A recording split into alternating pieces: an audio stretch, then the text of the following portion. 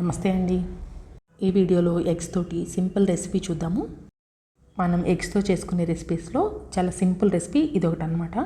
ఇందుకోసం మనం వెల్లుల్లి కారం యూజ్ చేస్తాము. మనకి లంచ్ కానీ డిన్నర్ కానీ పర్ఫెక్ట్ కర్రీ అనమాట.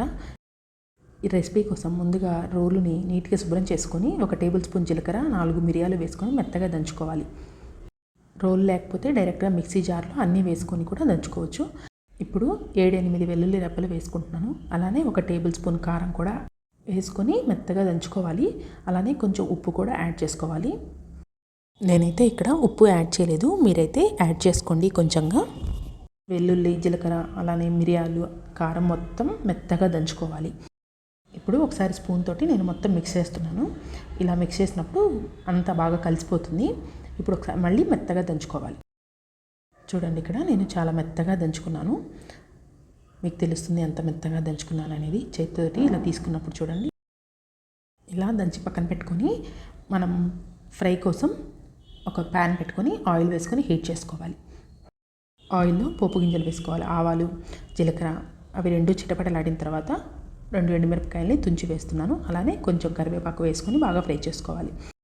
ఇప్పుడు ముందుగా కట్ చేసి పెట్టుకున్న పచ్చిమిరపకాయలని, అలానే 2 పెద్ద సైజు ఉల్లిపాయలని కూడా వేసుకుంటున్నాను. వీటంతటిని ఒకసారి మిక్స్ చేసుకుంటున్నాను. ఈ ఉల్లిపాయలు కలర్ చేంజ్ అయ్యే వరకు ఫ్రై చేసుకోవాలి. ఉల్లిపాయలు త్వరగా కుక్ అవ్వడం కోసం కొంచెం సాల్ట్ని యాడ్ చేస్తున్నాను. ఇక్కడ ఉల్లిపాయలు మనకు కలర్ చేంజ్ అయిపోయాయి. ఇంకొకసారి మిక్స్ చేసుకున్న తర్వాత ఇలా మధ్యలో గ్యాప్ చేసుకొని ఆ గ్యాప్లో ఎగ్స్ని వేసుకుంటున్నాను అనమాట. ఇక్కడ 4 ఎగ్స్ వాడుతున్నాను నేను. ఇలా ఎగ్స్ వేసిన వెంటనే మనం మిక్స్ చేయకూడదు. కొంచెం సేపు మూత పెట్టేసుకుంటే అవి కుక్ అవ్వడానికి ఈజీగా ఉంటుందన్నమాట. చూడండి, ఇక్కడ ఎగ్స్ బాగా కుక్ అయిపోయినాయి. ఇప్పుడు ఒకసారి అంతటిని మిక్స్ చేసుకుందాం. మనకి అడుగు ఏమీ అంటుకోదు. చూడండి,